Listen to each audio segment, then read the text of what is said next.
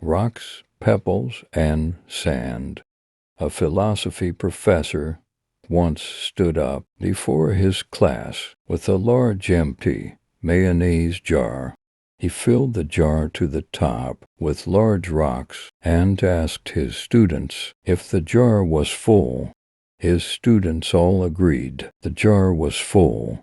He then added small pebbles to the jar and gave the jar a bit of a shake so pebbles could dispense themselves among the large rocks.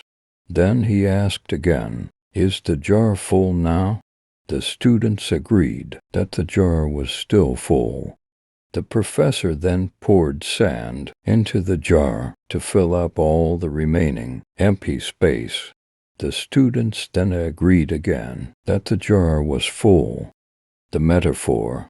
In this story, the jar represents your life, and the rocks, pebbles, and sand are the things that fill up your life.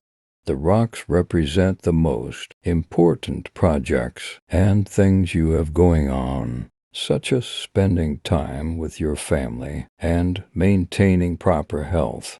This means that if the pebbles and the sand were lost, the jar would still be full, and your life would still have meaning.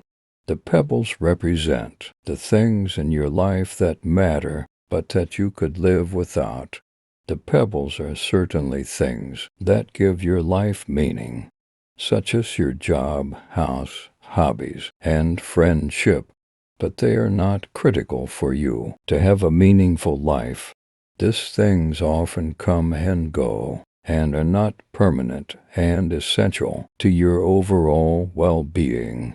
Finally, the sand represents the remaining filter things in your life and material possessions.